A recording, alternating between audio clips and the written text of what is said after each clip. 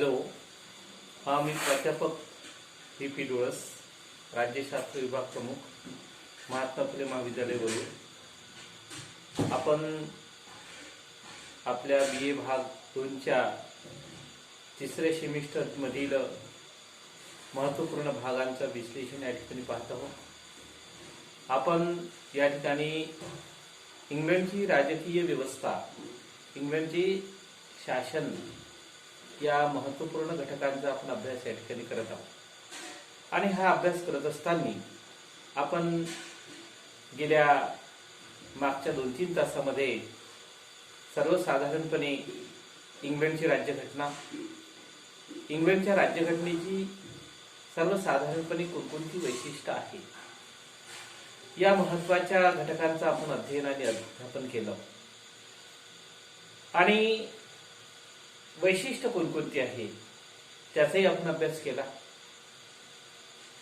इंग्लंडच्या राज्यघटनेची वैशिष्ट्य पाहिल्यानंतर आपण इंग्लंडमधला सर्वात महत्त्वाचा इंग्लंडचा प्रमुख ज्याला आपण म्हणतो तो म्हणजे इंग्लंडचा राजा. इंग्लंडचा राजा, इंग्लंडच्या राजाची कार्यप्रणाली कशा प्रकारची आहे, इंग्लंडचा राजा कसा आहे, इंग्लंडचं राजा पद आणि इंग्लंडचा राजा यामधला कसा फरक आहे, कोणत्या प्रकारचा फरक आहे याचाही आपण या ठिकाणी अभ्यास केला.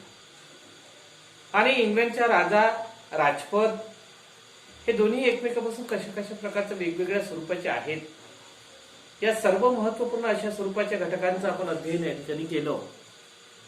आता या ठिकाणी आपण इंग्लंडचा राजपद काय आहे, राजा आणि राजपद यामध्ये फरकाचं आपण विश्लेषण केलं. इंग्लंडच्या राजपदाचे अधिकार कोणकोणते आहेत त्याचंही आपण या ठिकाणी अध्ययन केलं. त्याचा आपण या ठिकाणी थोडक्यामध्ये आढावा या ठिकाणी घेणार आहोत. आता इंग्लंडच्या राजाचे किंवा राजपदाचे अधिकार जे आहेत ते कोणकोणते आहेत, मला सांगितलं मी की मागच्या वेळेस का 2 प्रकारचे अधिकार आहेत. एक औपचारिक अधिकार आणि दुसरे अनौपचारिक अधिकार. आता औपचारिक आणि अनौपचारिक हे 2 प्रकार झाल्यानंतर या 2 प्रकारामध्ये पुन्हा काही प्रकार येतात.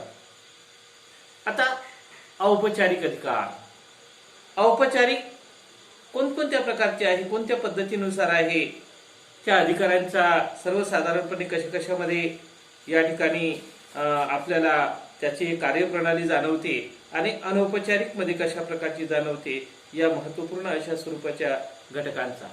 आता औपचारिक अधिकारांमध्ये गेल्या मागच्या वेळेस आपण या ठिकाणी पाहिलं का त्या अधिकार कोणकोणते आहेत. त्या अधिकारामध्ये मंत्रिमंडळाची निर्मिती करण्याचा अधिकार, मंत्रिमंडळाची निर्मिती करण्याचा अधिकार, मंत्रिमंडळाला उत्तेजन देण्याचा अधिकार या महत्त्वपूर्ण अधिकारांचा आपण समावेश या ठिकाणी पाहिलेला आहे. आता अनौपचारिक अधिकारांमध्ये पंतप्रधानाची निवड आणि या पंतप्रधानाच्या निवड कशी केली जाते, कोणत्या पद्धतीनं राजा करतो त्याचेही या ठिकाणी पाहिलं. हाऊस ऑफ कॉमनची विसर्जन, हाऊस ऑफ कॉमन अर्थात हाऊस ऑफ कॉमन या सभागृहाचे विसर्जन कशा प्रकारचं केलं जाते, कोणत्या पद्धतीने केलं जाते हेही सुद्धा अनौपचारिक अधिकारांमध्ये आपण या ठिकाणी पाहिलं. आता या ठिकाणी आपण अत्यंत महत्त्वपूर्ण अशा स्वरूपाच्या या सर्व घटनांचा आणि घडामोडींचा अध्ययन आपण गेल्या मागच्या तासिकेपर्यंत या ठिकाणी केलं. आता राजपदाची भूमिका काय आहे, भूमिका इंग्लंडच्या राजकीय व्यवस्थेत राजपदाची भूमिका किती महत्त्वपूर्ण अशा स्वरूपाची आहे, कशा प्रकारची आहे या महत्त्वपूर्ण अशा प्रकारच्या घडामोडींचा आपण या ठिकाणी अध्ययन करणार आहे. राजपदाला व्यापक स्वरूपाचे अधिकार पदार्पण झालेला आहे. इंग्लंडचा राजा सर्व देशाचा प्रमुख आहे आणि देशाचा प्रमुख असल्यामुळं त्या राजाला व्यापक स्वरूपाचे अधिकार, आपण पाहतो का पूर्वीचा राजा हा सर्वसमावेशक अशा स्वरूपाचा होता. त्याचे अधिकार पुढे पुढे काळाच्या ओघात विकासात्मक परिस्थितीनुसार त्या ठिकाणी राजाचे अधिकार कमी कमी होत गेले. आजचा राजा हा नाममात्र स्वरूपाचा राजा झाला आणि राजा हा नाममात्र स्वरूपाचा झाला असला तरी राजाच्या इच्छेनुसार या ठिकाणी कारभार चालू शकत नाही. राजाची इच्छा जशी असेल तशा प्रकारचा राजाचा राज्यकारभार त्याला करता येत नाही. त्याच्यावरही काही स्वरूपाची बंधनं असं आहे. आधुनिक काळामध्ये, आजच्या काळामध्ये राजाचे अधिकार हे नाममात्र स्वरूपाचे झालेले आहेत. नाममात्र शासन प्रमुख ही राजाची महत्वपूर्ण प्रकारची भूमिका या ठिकाणी असल्याचं आपल्याला दिसते. राजा हा केवळ शासनाचा प्रमुख आहे आणि राजा हा केवळ राज्याच्या राज्यकारभारात किंवा राज्यामधील निरनिराळ्या प्रकारचे अस्तित्वात असणारे समारंभ जे आहेत, उत्सव जे आहेत, या कार्यापुरता आणि सही करण्यापुरताच महत्वपूर्ण अशा स्वरूपाचं अस्तित्वात असल्याचं दिसतं.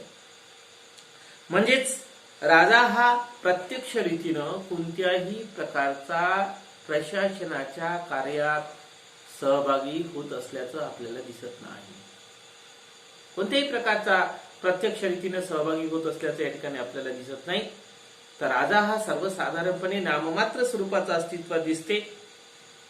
अलीकडच्या काळामध्ये या महत्वपूर्ण अशा प्रकारच्या दृष्टिकोनातून त्या ठिकाणी राजा पदाचा अभ्यास केला असता मंत्रिमंडळाच्या निर्णयावर, मंत्रिमंडळाने घेतल्या, पंतप्रधानांनी त्याच्या मंत्रिमंडळाने घेतलेल्या निर्णयावर सही करण्या इतपत किंवा त्याचा महत्वपूर्ण अशा प्रकारचा आपल्याला कार्य असल्याचं आपल्याला दिसते. कारण का त्या दृष्टिकोनातून त्या ठिकाणी कार्यप्रणाली त्या ठिकाणी महत्वपूर्ण अशा प्रकारचं काम करत असते. राजा हा सर्वसाधारणपणे अलीकडच्या काळामध्ये थोडा राजाचा प्रभाव दस्तावेजावरून आपल्याला दिसून येते का अलीकडे थोडा राजाचा राज्यकारभाराचा कार्यप्रणालीचा प्रभाव या ठिकाणी प्रशासनावर जाणवत असल्याचं आपल्याला दिसते. कारण का मंत्रिमंडळाच्या बैठकीत व चर्चेत तो भाग घेत नसला तरी सुद्धा तो पूर्ण माहिती राजाला मंत्रिमंडळाच्या माध्यमातून प्राप्त होत असते. राष्ट्राचा राष्ट्रप्रमुख या नात्याने पंतप्रधान राजाला आपल्या मंत्रिमंडळाने घेतलेल्या निर्णयाची पूर्णपणे माहिती देत असतो. त्याचबरोबर या ठिकाणी तो परराष्ट्रीय धोरण जे आहेत, परराष्ट्रीय धोरण कशा कशा प्रकारचं आहे, कोणत्या पद्धतीचे, याची माहिती सुद्धा राजाला या ठिकाणी देत असतो. आणि राजाने जे आपले विचार व्यक्त केले असेल ते विचार सुद्धा या ठिकाणी त्या ठिकाणी मांडण्याचा प्रयत्न करत असतो. मंत्रिमंडळाने घेतलेल्या निर्णयाला तो संमती देत असतो. राजाने दिलेल्या सल्ल्याचा आदर सुद्धा या ठिकाणी त्याकडून केलं जात असते. इंग्लंडमध्ये द्विपक्ष पद्धती आहे आणि द्विपक्ष पद्धती अस्तित्वात असल्यामुळं या दोन पक्षामध्ये मतभेद झाल्यास त्या विषयावर सहमती घडवून आणण्याचं काम सुद्धा राजाच्या माध्यमातून केलं जात असते. राजा हा ब्रिटिश समाजातील ऐक्याचं प्रतीक आहे, राष्ट्राचं प्रतीक आहे, समाजाचं प्रतीक आहे आणि शासन प्रक्रियेवर राजपदाचा प्रभाव अलीकडे या ठिकाणी जाणवत असल्याचं आपल्याला दिसते. म्हणजे शासकीय प्रक्रियेवर राजाच्या कार्यप्रणालीचा प्रभाव अलीकडच्या आधुनिक काळामध्ये या ठिकाणी जाणवत असल्याचे आपल्या अभ्यासकावरून या ठिकाणी दिसते. म्हणजेच राजाची भूमिका, ब्रिटनच्या राजकीय व्यवस्थेत राजाची भूमिका ही अत्यंत महत्वपूर्ण अशा स्वरूपाची भूमिका या ठिकाणी जाणवत असल्याचं या ठिकाणी आपल्याला दिसून येते. म्हणून या ठिकाणी आपण पाहतो हा राजाचा रोल काय आहे, राजाची भूमिका काय आहे. इंग्लंडच्या राजकीय व्यवस्थेत राजाची भूमिका, थोडक्यात आपण राजाची भूमिका कशा प्रकारची आहे, कोणत्या पद्धतीची आहेत, या राजाच्या भूमिकेचं विश्लेषण आणि वर्णन या ठिकाणी केलं. पुढचा महत्वपूर्ण अशा प्रकारचा भाग आता आपण पाहिलं का इंग्लंडमध्ये राजेशाही आहे, राजपद आहेत. जगातल्या कोणत्याही देशात अलीकडच्या काळात राजेशाही अस्तित्वात असल्याचं आपल्याला दिसत नाही. परंतु इंग्लंडमध्ये राजेशाही आजही अस्तित्वात असल्याचं आपल्याला जाणवते किंवा दिसून येते. आणि इंग्लंडमध्ये अशा प्रकारची राजेशाही जी आपल्याला दिसून येते, ही राजेशाही टिकून राहण्याची काय कारण आहेत? कारण का जगात कुठेच नाही, आणि जगात जर कुठेच जर राजेशाही अस्तित्वात असल्याचं आपल्याला दिसत नसेल, आणि इंग्लंडमध्ये जर राजेशाही आधुनिक काळात सुद्धा टिकून असल्याचं काय कारण आहेत? त्याला काही कारण असेलच. कारण का ज्या कालखंडात इंग्लंडच्या जनतेला राजेशाही नष्ट करणं सहजासहजी शक्य होतं, त्या कालखंडातही इंग्लंडच्या जनतेनं इंग्लंडची राजेशाही नष्ट केली नाही. याचं काय कारण आहे? त्याची कारण असेल. कारण का जगातल्या कोणत्याच देशात राजेशाही नाही, आणि इंग्लंड आज जरी इंग्लंड जगामध्ये सर्वश्रेष्ठ अशा प्रकारचं अस्तित्वात नसलं, तरी पूर्वीच्या दुसऱ्या महायुद्धापर्यंत जर आपण इतिहास बघितला तर आपल्याला दिसते की इंग्लंड हे जगातलं सर्वात महत्वपूर्ण अशा स्वरूपाचं राष्ट्र होतं. अलीकडच्या काळात इंग्लंडची जागा अमेरिकेने घेतली, रशियाने घेतली, आणि इंग्लंड हे आता सध्या जागतिक राजकारणामध्ये इंग्लंडचा महत्वपूर्ण अशा प्रकारचा रोल किंवा भूमिका ती या ठिकाणी नाही. परंतु पूर्वीच्या काळात दुसऱ्या महायुद्धापर्यंत इंग्लंडच्या राजकीय व्यवस्थेचा किंवा इंग्लंडचा परिणाम संपूर्ण जगावर अस्तित्वात असल्याचं आपल्याला दिसतं. अशा या इंग्लंडच्या राजपद किंवा राजेशाही टिकण्याची काय कारण आहे? काय कारण आहे? आधुनिक काळ, ज्ञान, विज्ञान आणि तंत्रज्ञानाचं युग असताना सुद्धा जर समजा या ठिकाणी राजेशाही टिकून आहे, तर त्याची काहीतरी ठोस अशी महत्वपूर्ण अशा स्वरूपाची कार्य या ठिकाणी कारणं असली पाहिजे, हे आपल्याला या ठिकाणी जाणवून येते. तर राजपद आणि राजा टिकण्याची कारणं काय आहे ते आपण या ठिकाणी पाहू. आता सर्वात महत्वपूर्ण अशा प्रकारचा पहिला जर या ठिकाणी घटक पाहिला तर या ठिकाणी आपल्याला दिसून येते का इंग्लंडच्या जनतेचा पुरातनवादी स्वभाव, पुरातनवादी दृष्टिकोन. इंग्लंडची जनता रूढी, परंपरा, चालीरीती, संकेत आणि पुरातनवाद यांना खूप मानते. जसं आपण म्हणतो, आपण काय म्हणतो आपल्या भारतात, काय म्हणू आपण, का जुनं जे आहे ते कवाड आहे, गेलं आहे, ते वाया गेलं. जुन्या गोष्टी, जुन्या रूढी, जुन्या परंपरा, जुन्या चालीरीती, जुना आदर, जुना सत्कार, जुना कार्यपद्धती ती नष्ट करा, काळाच्या ओघात तिला नष्ट करा. पण इंग्लंडची जनता हे पुरातनवादी आहेत. तर पुरातनवादी आहे याचा अर्थ असा नाही का इंग्लंडच्या जनतेला काही कळत नाही, की अज्ञानी आहे, अशिक्षित आहे, त्यांना काही कळत नाही म्हणून ते पुरातनवादी आहे, जुन्याच विचारसरणीचे आहेत, असं आपल्याला म्हणता येणार नाही.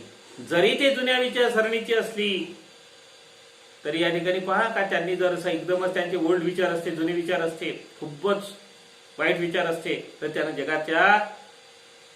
जगातल्या बहुतेक राष्ट्रांवर राज्यकारभार केलाच नसता. परंतु इंग्लंडमध्ये पुरातनवादी जनता आहे, त्यांना जुन्या रूढी, परंपरा, चालीरीती, संकेत यावर खूप मोठ्या प्रमाणात विश्वास आहे. रूढीप्रिय स्वभाव, पुरातनवादी स्वभाव, त्यांच्या वागण्याची पद्धती, राजाबद्दल त्यांच्या मनात अतिशय चांगल्या प्रकारचा आदर आहे. राजाबद्दल इंग्लंडच्या जनतेच्या मनात अतिशय आदरपूर्वक खूप मोठा आदर आहे.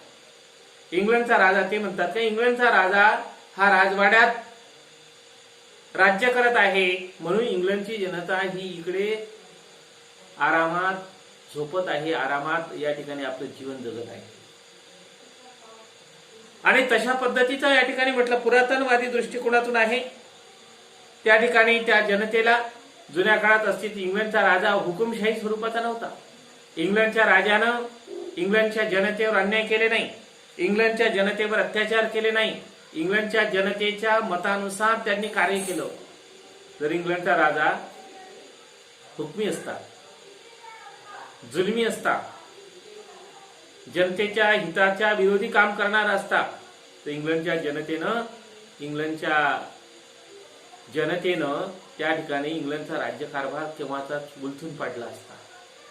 परंतु तो उलथून पाडलेला नाही. याचं मूळ कारण असं आहे का त्या ठिकाणी इंग्लंडची जनता ही राजानं इंग्लंडच्या जनतेच्या विकासामध्ये कोणत्याही प्रकारचं इंग्लंडच्या जनतेनं त्यामध्ये काही राजानं हस्तक्षेप केला नाही, विरोध केला नाही, विकासामध्ये कुठेही अडचणी आणल्या नाही. आणि त्यामुळं इंग्लंडच्या जनतेच्या मनात राजाच्या बद्दल आपुलकी आहे, प्रेम आहे, सहकार्य आहे, सहानुभूती आहे, आदर आहे, अशी सर्व काही प्रक्रिया अस्तित्वात असल्यामुळं या ठिकाणी इंग्लंडमध्ये जनतेच्या या स्वभावामुळं इंग्लंडमध्ये राजपद आजही टिकून आहे. दुसरं महत्वाचं कारण आहे का मंत्रिमंडळात्मक शासन व्यवस्थेला आवश्यक भाग. मंत्रिमंडळ शासन व्यवस्थेत्मक महत्वाचा भाग. इंग्लंडमध्ये मंत्रिमंडळात्मक शासन व्यवस्था आहे. मंत्रिमंडळात्मक शासन व्यवस्थेचे राजकीय स्वरूप इंग्लंडमधले जे दोन राजकीय पक्ष आहे, हुजूर पक्ष आणि मजूर पक्ष, या दोन पक्षामध्ये आहेत.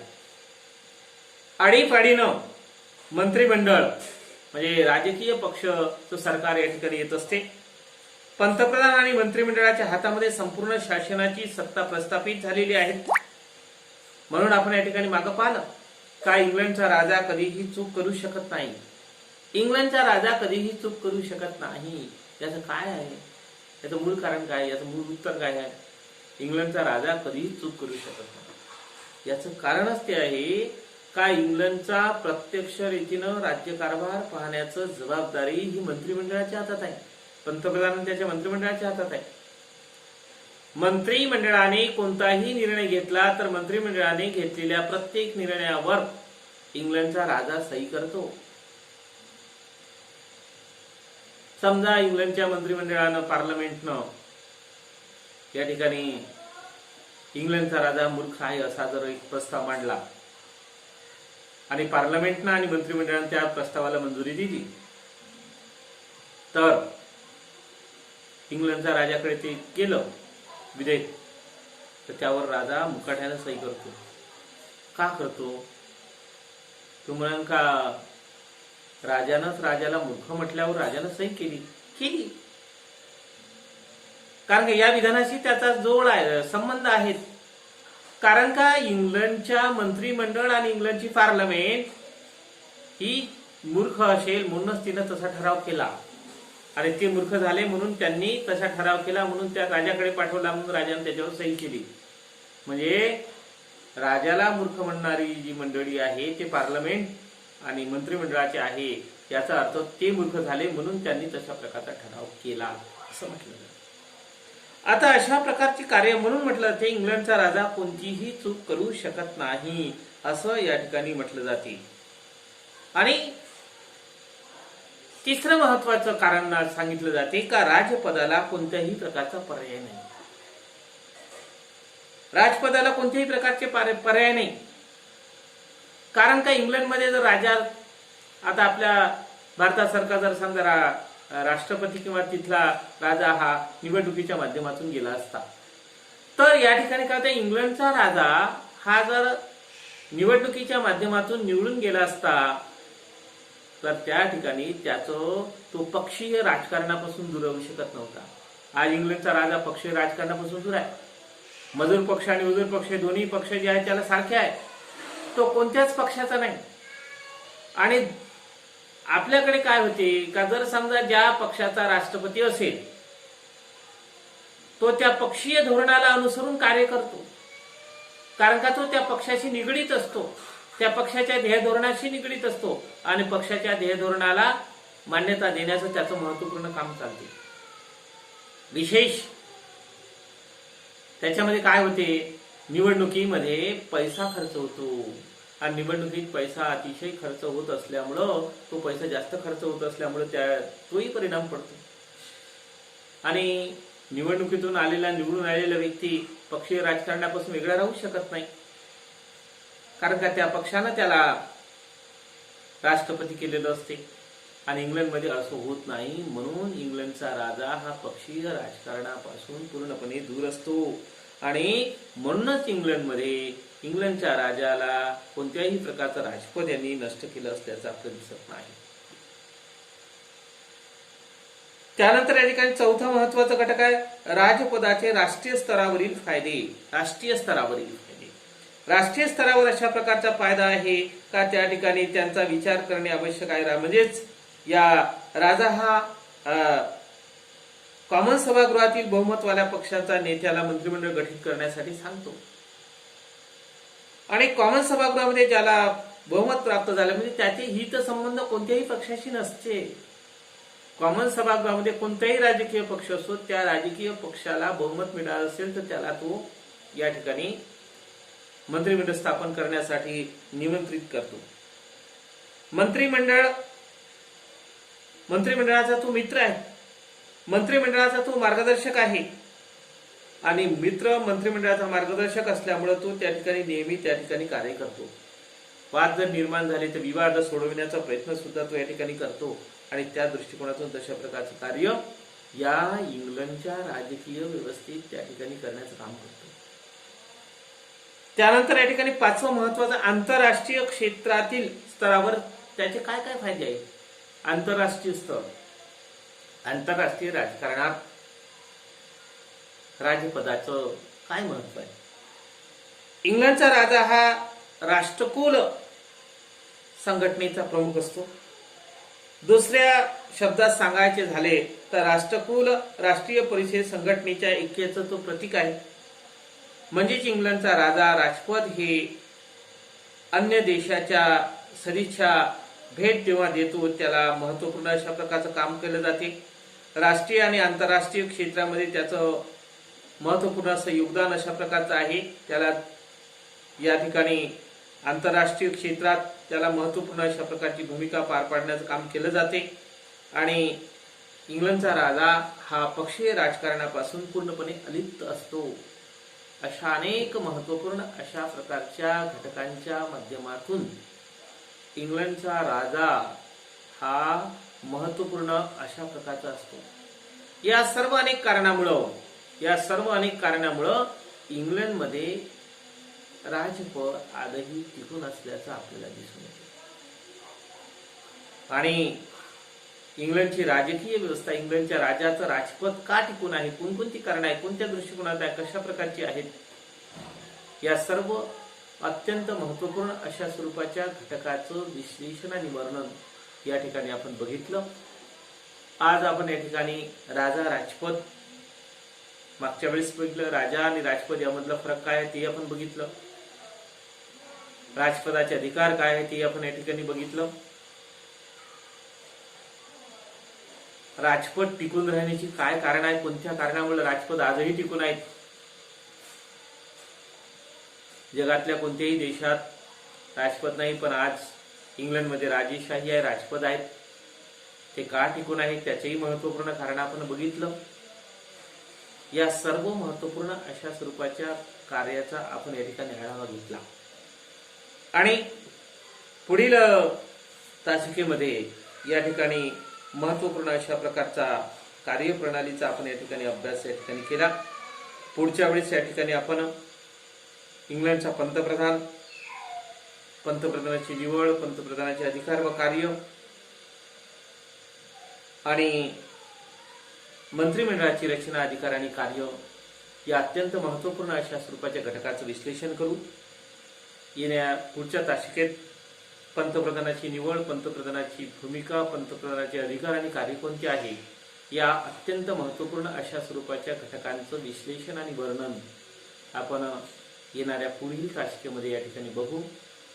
आजच्यासाठी एवढंच आणि सर्वांना या ठिकाणी शुभेच्छा आणि आजचं आपलं जे लेक्चर आहे या ठिकाणी आपण समाप्त करत आहोत. ठीक आहे, धन्यवाद.